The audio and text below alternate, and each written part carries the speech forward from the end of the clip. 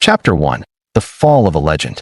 The galaxy had long revered Queen Jarin as the living embodiment of war itself, a figure both terrifying and inspiring, forged in the endless fires of countless conflicts that had shaped the Varelian Dominion's ruthless path to power. Standing nearly 2 meters tall, her presence on any battlefield was enough to silence the clamor of warships and turn the tide of skirmishes. Her armor, a masterpiece of ancient craftsmanship infused with nanomaterials and energy conduits, gleamed like molten blood beneath the twin suns of Kalis Prime. Every dent and scratch told a story of survival and victory, and her crimson cape fluttered like a banner of doom over the debris-strewn landscape where the latest battle was unfolding. The once vibrant planet was now a desolate graveyard, scarred by firestorms, shattered mech carcasses, and the lifeless husks of countless soldiers. But even the mightiest fall. Jarin's left leg was suddenly engulfed in a searing agony unlike any she had endured before. A hidden Free Alliance sniper, exploiting the chaos and confusion, had fired a high-velocity plasma round that sliced through the advanced armor and shattered the complex system of bones and muscles beneath. The warrior queen cried out in shock and pain, the sound raw and guttural, tearing through the war cries and explosions that surrounded her. Her war mount, startled by her sudden collapse, reared violently, then fled into the fray, leaving her exposed and vulnerable. The ground beneath her was slick with blood, dust, and the burning remnants of a destroyed drone as Jarin crumpled onto the cracked stone. Every instinct screamed for her to rise, to fight, to crush her enemies beneath her heel, but the jagged shards piercing her flesh made even the simplest movement agony. For the first time in decades, the invincible Queen Jarin was helpless. Around her, the battlefield roared on a chaotic storm of energy blasts and metal-tearing flesh. The Free Alliance soldiers, emboldened by their rare victory, surged forward, intent on capturing the fallen queen alive. Her own Varelian guards fought desperately to hold the line, but they were few and scattered, overwhelmed by numbers and the relentless fire from the human-commanded warships orbiting above. The Dominion's forces were faltering, their spirits crushed by the sight of their leader broken. Whispers spread like wildfire. The queen is down. The Dominion will fall. And then, from the shadows of a shattered transport pod nearby, a figure moved with a strange mixture of hesitation and resolve. He was a human, clad in the ragged uniform of a slave conscript, one of the countless humans forcibly drafted by the Free Alliance for their labor, their survival dependent on strict obedience and invisibility. His name was Elias, and despite his lowly status, he bore a heart unbroken by chains, and a mind sharp as any tactician's. He had watched the battle from the sidelines, hidden and disregarded, but something about the sight of the crippled queen stirred an unfamiliar sense of duty within him. Jarin's eyes, fierce and unyielding, caught the figure approaching through the dust and fire. For a moment, the proud warrior queen saw not a savior, but a mere human slave, a creature she had been taught to despise, an inferior species she considered nothing more than fodder for her enemies. Her voice, though weakened, was icy and commanding. "Stay back, slave. I need no help from your kind." Elias hesitated but did not retreat. Instead, he knelt beside her, assessing the grievous injury with a mixture of fear and determination. The plasma round had not only shattered bone, but also ruptured vital muscle groups. Without immediate and expert aid, Jarin would bleed out or be forever crippled. The irony was brutal, her fate now resting in the hands of one she scorned. As he tore a strip from his torn shirt to fashion a makeshift tourniquet, Elias's voice was steady despite the peril surrounding them. "I can help you, but you have to trust me." The queen's pride battled with her instinct for survival. She had conquered worlds, outmaneuvered countless generals, and shattered entire fleets. Yet here, vulnerable and broken, she was forced to face a reality she had never imagined. She needed help, and not from a Varelian warrior or a loyal aide, but from a human slave. Her disdain simmered beneath the surface, but she was trapped between pride and desperation. "Very well," she spat, "but one false move, and you will regret it." Elias worked quickly, his hands steady despite the chaos. He tightened the tourniquet, stemmed the bleeding, and pulled from his pack a small medkit scavenged from the battlefield. His knowledge came from years of makeshift medical training learned in the harshest conditions, knowledge that could mean the difference between life and death. As he administered pain suppressants and stabilized her limb, he kept his gaze on her face, noting the mixture of pain, fury, and grudging acceptance.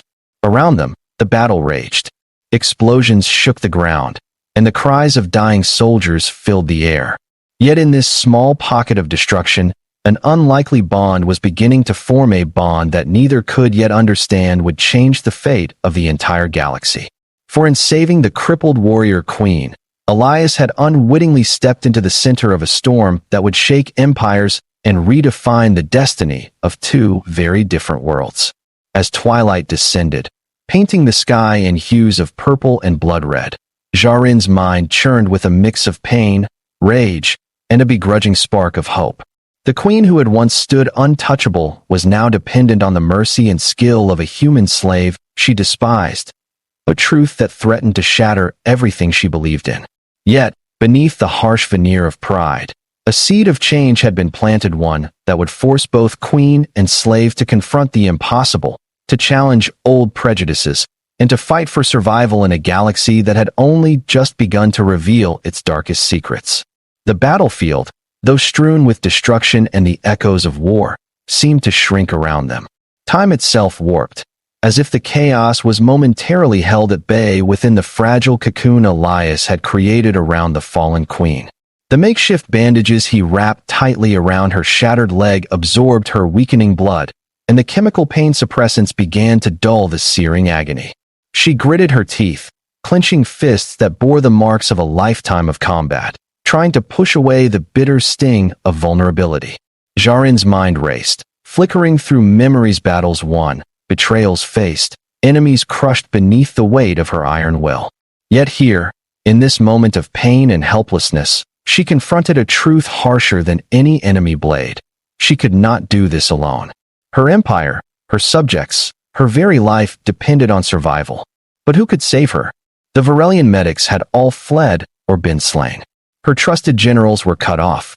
Only this human slave remained, a creature she had never even considered worthy of her gaze, let alone her trust. Elias, sensing the turmoil beneath her fierce gaze, maintained his steady calm. He spoke softly, the urgency in his voice tempered by respect. The medics will come. But until then, you need to stay still. Moving risks more damage. I will stay with you. She scoffed, bitterness lacing her voice. You speak to a queen as if I were some wounded animal. Yet, beneath her scorn, a flicker of reluctant gratitude surfaced. Her pride chafed, but her body begged for mercy. Hours passed, each moment stretched thin under the oppressive alien sky. The distant roar of conflict waned, replaced by the low groans of the wounded and the creeping silence of defeat. The Dominion's forces had retreated, shattered and leaderless. But they had not abandoned Jarin. Her guards, battered and broken, circled the perimeter, their weapons trained to defend their queen against any scavengers or assassins. Elias remained at her side, tending to her wounds, his presence a quiet anchor in the storm. As night deepened, he shared what little food and water he had salvaged, forcing her to drink despite her grimace. For all her power, she was fragile, a queen cast low, reliant on the mercy of a slave. The unspoken walls between them began to crack, not yet trust, but the first tentative acknowledgement of shared humanity. Jarin's thoughts spiraled. How had it come to this?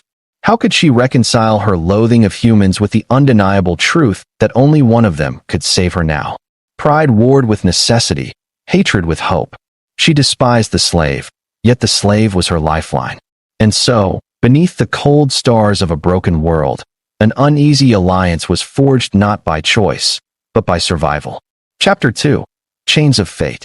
When the first rays of dawn pierced the horizon, casting long shadows over the scarred plains of Kalis Prime, a rescue party finally arrived. Led by Captain Karan, a hardened veteran of the Dominion's elite guard, they approached cautiously.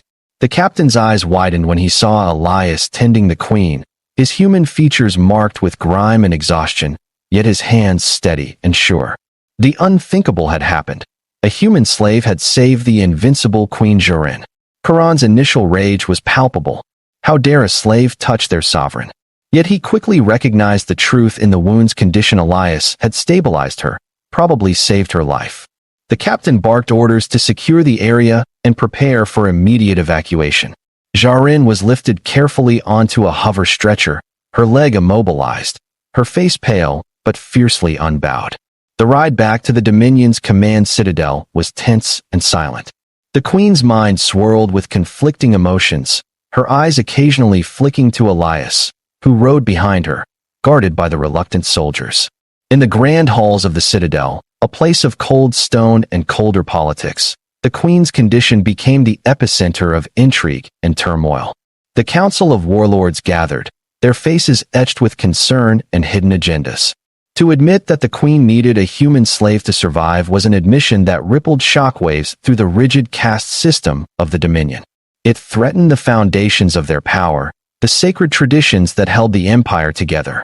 Meanwhile, Elias was confined to a bare chamber, a prisoner once more, but now carrying a secret power. The Queen, recovering slowly under the best medical care, found herself haunted by dreams and memories of the slave's quiet courage and unyielding will. She had once despised humans as weak, servile, and insignificant. Now, she found herself inexplicably drawn to one. Word spread that the Queen had survived not by the strength of her armies or the loyalty of her nobles, but by the hands of a slave. Rumors blossomed into rebellion and hope among the oppressed humans and alien subjects alike. For the first time in generations, whispers of change stirred in the shadows of the Dominion. Jarin summoned Elias to her chambers, a gesture both unprecedented and controversial. When the door sealed behind them, the Queen fixed her gaze on the human, her voice cold but honest. "You saved my life. I owe you more than I can say. But tell me why? Why would a slave risk everything for me?" Elias met her stare, steady and unwavering. "Because sometimes, survival means helping those you despise. Because in this galaxy, strength is not in chains or titles, but in heart. And because I saw in you not a queen, but a warrior who refuses to die." That night, the walls of hatred began to crumble, replaced by a fragile understanding. The Queen who once ruled with iron would now face a different battle, the battle to trust the slave she despised, and perhaps, to see beyond the chains that bound them both. The days that followed were a relentless storm of politics, pain, and uncertainty. The Varelian Dominion's capital city, with its towering spires etched in obsidian and thrumming with the pulse of ancient power, had never seen such upheaval. The once impervious warrior Queen lay confined to her chambers, her formidable presence reduced to quiet agony as the fractured bones of her legs slowly mended under the careful hands of the finest healers.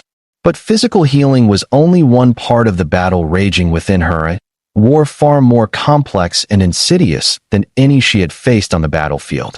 The Queen's pride was shattered almost as completely as her body. She was a ruler who had commanded entire fleets, crushed rebellions with a flick of her will, and bent alien worlds to her dominion. Yet now, she was beholden to a human slave, the very embodiment of everything the Dominion's rigid caste system had taught her to despise and suppress. Every whispered accusation in the council chambers, every veiled insult from her warlords, and every calculating glance from her advisors chipped away at her resolve. The Dominion's delicate balance was trembling on the edge of collapse, and Jarin was at its epicenter. Elias, meanwhile, remained a prisoner, yet paradoxically found himself thrust into a position of quiet influence. The healers who tended the Queen had come to depend on his knowledge not simply as a skilled medic, but as the only person who could translate the nuances of human biology that perplexed their alien doctors. His knowledge was begrudgingly respected, even as the court whispered about the indignity of a slave touching the Queen's flesh. Despite the cold walls and suspicious eyes, Elias maintained his quiet dignity. His status as a slave was a mark of survival, not submission, and his heart burned with the unyielding desire to prove that his species was more than just fodder for war. Each day, he observed the political machinations swirling around the Queen, ambitious warlords plotting to exploit her weakness, noble families jockeying for power, and spies lurking in every shadow. The Dominion was a volatile beast, and Elias was keenly aware that his own life hung by a slender thread. One evening, the queen summoned Elias to her private chambers, a room stark and austere, illuminated only by the pale glow of bioluminescent flora carefully tended by her aides. She was reclining on an elevated platform, the crimson and gold of her battle armor replaced by simple, yet elegant robes that did little to mask the raw vulnerability beneath. Her leg was propped carefully, the signs of injury still evident, but it was her eyes that drew Elias in sharp, fierce, and yet softened by pain and something else, a reluctant curiosity. "You are no ordinary slave, Elias," she said, her voice steady but laced with something fragile. "You have saved not only my body but the remnants of my reign. Yet I wonder, what is it that drives you? Is it mere survival? Or something deeper?" Elias met her gaze squarely, unflinching. "It is both, Your Majesty. Survival teaches you to endure. But beyond that, I believe in the possibility of something more. A future where no one is bound by chains, be they of flesh or fear. You fight for your dominion, I fight for my freedom. But perhaps, our fates are entwined." The queen regarded him thoughtfully, the cold veneer of disdain beginning to thaw in the presence of his earnestness. "You speak boldly for a slave," she murmured. "But perhaps that boldness is what I need. The Dominion has enemies within and without. If I am to reclaim my strength, I will need allies, unlikely as that may be." Word of their clandestine conversations soon leaked beyond the walls of the citadel, sending ripples throughout the Dominion and the wider galaxy. Among the oppressed, whispers of hope grew louder. If the mighty Queen Jarin could accept the aid of a human slave, what did that mean for the rigid hierarchies and unyielding chains of tradition? Elias became a symbol, a living testament to the possibility of change in a galaxy defined by conflict and prejudice. Yet danger lurked in every shadow. The queen's adversaries within the court saw the bond between her and Elias as a threat to their power. Secret meetings convened in darkened corridors, plotting to exploit her weakness and the perceived impurity of her alliance with a slave. Assassins were dispatched, spies infiltrated her chambers, and false rumors were spread to sow distrust among her remaining loyalists. Through it all, Elias remained steadfast, ever vigilant, ever ready to protect the queen who had once scorned him but now relied on his courage and wisdom. Their alliance was fragile, built on necessity and grudging respect, but within it flickered the first flames of trust. In the quiet moments between the storm, Jarin found herself learning from Elias not just about human resilience and hope, but about humility and the strength found in unexpected places. And Elias, in turn, glimpsed the burden of a ruler bound by tradition and the crushing weight of a legacy she was desperate to uphold. The battle for the queen's recovery was only the beginning. The true war would be for the soul of the Dominion itself, a war that would test loyalties, break chains, and force enemies and allies alike to confront a new reality. One where the despised slave might become the queen's greatest weapon, and where the fate of worlds hung precariously on the fragile thread of trust between two unlikely souls. Despite the ever-watchful eyes of the court and the simmering hostility that surrounded them, an unspoken alliance between Jarin and Elias began to solidify, not through proclamations or declarations, but through the quiet strength of shared survival. The queen, though still recovering from her grievous injury, found herself increasingly dependent not only on Elias's medical knowledge, but on his perspective, a perspective shaped by hardship, by chains, and by a fierce determination to rise beyond them. Every conversation peeled back layers of prejudice and pride, revealing a woman grappling not just with physical pain, but with the fractures in her identity and empire. The human slave, once dismissed and scorned, became a fixture in her world, his presence unsettling to many but impossible to ignore. Rumors swirled of secret meetings, whispered conversations deep into the night, and of a bond forged not by duty or hierarchy, but by necessity and growing respect. This was not the alliance the Dominion's warlords had envisioned. It was something different, something dangerous because it challenged the very foundations of their society. But power never yields easily. A shadow fell over the citadel as traitors moved to exploit the queen's vulnerability. Poisoned whispers found ears willing to listen. Covert assassins lurked in the labyrinthine corridors. The Queen and Elias knew that their fragile pact was a beacon, one that threatened the rigid order of the Dominion. To survive, they would need to become more than ruler and slave. They would need to become comrades in arms, united against foes who lurked within and beyond. The battle for Jarin's body had been won, but the war for her throne and for the future of the Dominion was only beginning. Chapter 3: The Queen and the Slave. The city beyond the walls of the citadel thrummed with unrest. The fractured Dominion was reeling from the shock of its queen's injury and the revelation of her reliance on a human slave. Streets once dominated by Varelian banners now bore the tentative colors of the Free Alliance, and in the shadows, whispers of rebellion grew louder. The people, aliens of myriad species and humans alike, sensed change in the air, a shift in the cosmic balance that promised upheaval. Inside the citadel, Jarin struggled to reclaim her authority. Her leg, though slowly healing, still bore the scar that marked her as vulnerable. More daunting were the political wounds that festered around her, the distrust of her council, the scheming nobles, and the restless populace. Yet, even as she faced these challenges, her thoughts returned again and again to Elias, the human slave she once despised, but now could neither ignore nor dismiss. Their relationship remained a tightrope walk between command and equality. Jarin's voice was still tinged with the authority of a queen, but in moments away from the public eye, she sought Elias's counsel with an openness that surprised them both.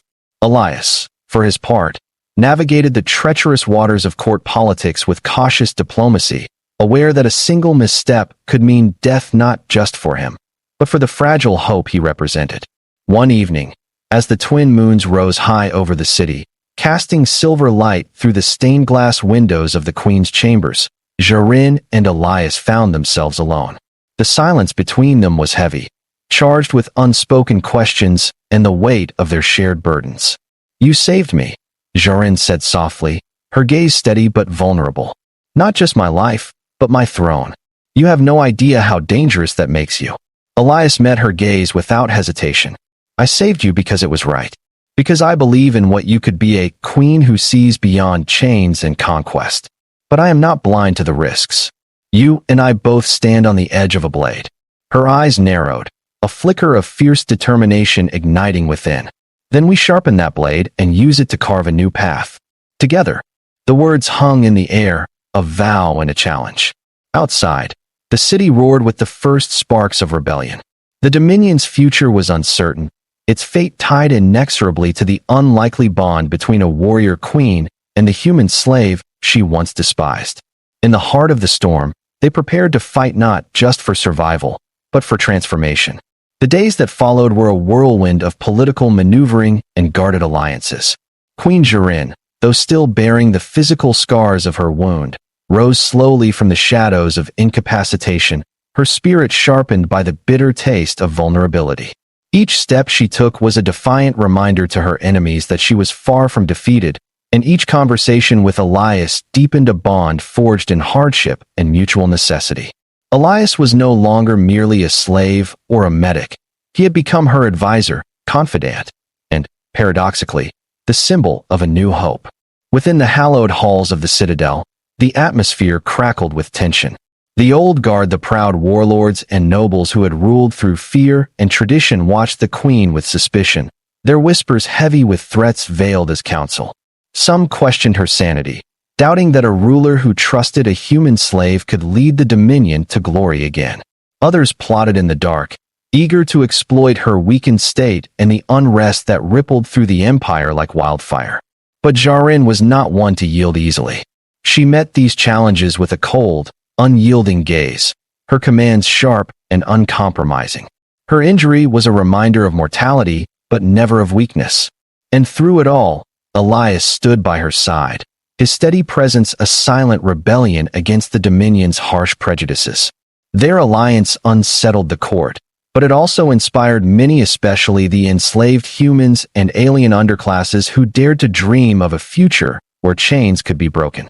One evening, as the royal guards patrolled the citadel's vast corridors, Jarin summoned Elias to a secluded chamber overlooking the city.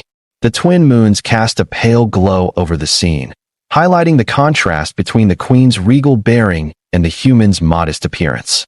Yet in that quiet space, titles and stations dissolved, leaving only two souls grappling with the impossible. "You have changed the course of this empire with your courage and your wisdom," she said, her voice low but fierce. "I was blind to your worth because of your birth, but now I see that true strength knows no caste or species. Together, we will rebuild this dominion not as tyrants, but as rulers who inspire loyalty and respect." Elias met her gaze, feeling a surge of hope he had never known. "Then let us show them what unity can achieve. Let the galaxy tremble, not because of fear, but because of our strength forged in trust."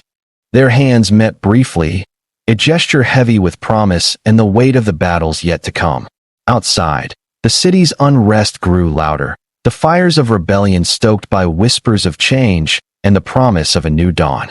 The queen and the slave stood united at the heart of this storm, ready to face enemies seen and unseen. But fate, as always, had more trials in store. Days bled into nights with little rest, as Queen Jarin and Elias worked tirelessly to consolidate their fragile power. The queen's recovery advanced steadily, but more pressing was the challenge of quelling dissent and rallying the fractured dominion behind a vision that dared to challenge centuries of rigid hierarchy. The courts were a battleground as fierce as any war zone, where words were weapons and alliances shifted like sandstorms. Yet with Elias at her side, his insights rooted in a perspective foreign to the aristocratic elite, Jarin found new strategies, new approaches to leadership that melded strength with empathy. Elias's presence in the royal chambers continued to be a scandal to many, a dangerous provocation that risked inciting rebellion or assassination. But the queen refused to abandon the man who had saved her life and now embodied the possibility of change. Together, they navigated assassination attempts, political intrigues, and the growing unrest in the streets, which swelled with the voices of the oppressed demanding justice and equality. In their rare quiet moments, Jarin and Elias spoke candidly about their pasts, the battles and betrayals, the pain and dreams that shaped them. Each conversation wove a thread of understanding, dissolving prejudice and fear. They shared hopes for a dominion where strength was measured not by birthright, but by character and courage. Though their bond was forged in necessity, it blossomed into something deeper, an alliance that transcended caste and species, a partnership destined to redefine the fate of their worlds. Yet, even as they prepared to seize control of their destiny, shadows lurked. The enemies who wished to see the dominion fall whispered in dark corners, plotting to extinguish the light of this new hope before it could ignite the fires of revolution. Chapter 4. The Rise of a New Empire. The morning air was crisp and charged with anticipation as Queen Jarin stood upon the balcony overlooking the sprawling capital. The city was alive with change banners bearing the old crimson and gold fluttered beside the fresh symbols of unity and hope. The crowds gathered below were no longer mere subjects but citizens, their eyes bright with a mix of reverence and determination. The queen's leg had healed, but more importantly, her spirit was unbroken, tempered by the trials she had endured. Beside her stood Elias, no longer a slave, but a trusted advisor and equal partner in governance. The once scorned human now carried the weight of responsibility with quiet dignity, his journey from captive to leader a beacon to all who had been marginalized. Together, they prepared to address the dominion not as conqueror and servant, but as visionaries guiding their people toward a future forged in unity. As Jarin's voice rose in a declaration that echoed through the city and beyond, she spoke not of domination or fear, but of hope, reconciliation, and strength born from diversity. Her words carried the promise of a new era, one where chains would be broken, and all beings could rise on the merit of their courage and honor. The road ahead would not be easy. Old enemies would resist, and new challenges would test their resolve. But united, the queen and the slave had ignited a spark that could not be extinguished, a spark that would blaze into the dawn of a new empire, reborn from the ashes of conflict and prejudice. In the heart of the galaxy, a legend was reborn not as a solitary warrior, but as a queen who dared to trust the very slave she once despised. And in that trust lay the power to change the fate of worlds. The sun had barely crested the horizon, bathing the towering spires of the Varelian citadel in a soft, golden light as the citizens gathered in the Grand Plaza. The air was thick with anticipation, the murmurs of thousands swelling into a unified chorus of hope and cautious excitement. Flags of the Dominion fluttered side by side with the new banners emblems that symbolized unity between species long divided by prejudice and conflict. The scars of war were still fresh on the city's walls and in the hearts of its people, but today marked a turning point, a decisive moment when history itself bent toward a new chapter. Queen Jurin stepped onto the raised dais, her presence commanding and resolute despite the long journey she had endured. Her crimson armor was replaced by a ceremonial robe woven with threads that shimmered like starlight, a symbol not only of royalty, but of renewal. The crowd fell silent as her gaze swept over the sea of faces, warriors and laborers, aliens and humans alike, all united under one sky. Beside her stood Elias, no longer the slave who had entered the citadel as a reluctant healer, but a leader forged by adversity. His stance was confident yet humble, a reflection of the journey that had transformed him from captive to trusted advisor. The distance between them, a gulf once defined by status and disdain, had closed, replaced by a partnership that held the promise of something greater than either could achieve alone. Jarin's voice rang clear and unwavering as she addressed her people. For generations, the Dominion was ruled by fear and division. We believed that strength meant dominion over others, that chains were the only path to order.